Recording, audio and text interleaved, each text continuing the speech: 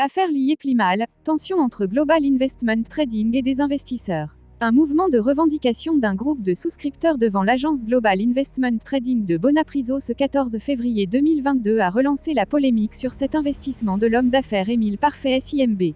Ces derniers réclamaient le paiement des intérêts de leurs placements financiers dans la plateforme de crypto-monnaie liée Plimal. À Global Investment Trading, on parle de sabotage et de malentendus. Ce lundi 14 février 2022, l'agence Global Investment Trading de Bonapriso Douala, entreprise promotrice du produit financier, lié Plimal, crypto-monnaie internationale créée par Parfait Émile SIMB, était prise d'assaut par un groupe de personnes se réclamant être des souscripteurs. Ces derniers réclamaient le versement de leurs ristournes provenant de leurs placements effectués au sein du groupe Global Investment Trading, à travers lié Plimal.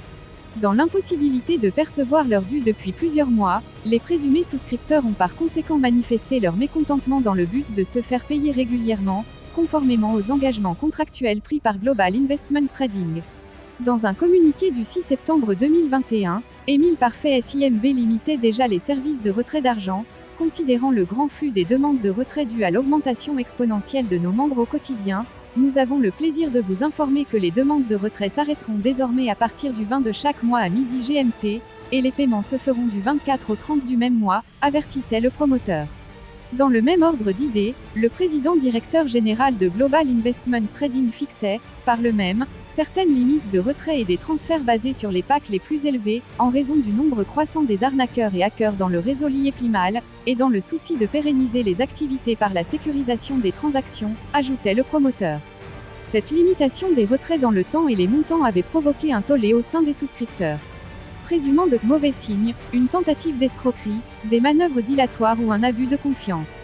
Des contractuels contactés font en effet état de dividendes impayés remontant parfois à 36 mois, malhonnêteté des coachs, confusion dans le limocoin, dysfonctionnement et injustice dans les paiements, etc. Pourtant, l'une des clauses contractuelles indiquait le versement à terme échu d'un taux de 5% du placement, ainsi que la garantie de l'investissement, à chaque souscripteur. Que se passe-t-il réellement au sein de la plateforme lié Plimal, composée aujourd'hui de 192 500 membres? Dans l'entreprise Global Investment Trading, on parle de complot fomenté par un lobby mécontent du succès et du rayonnement du jeune homme d'affaires Émile Parfait SIMB.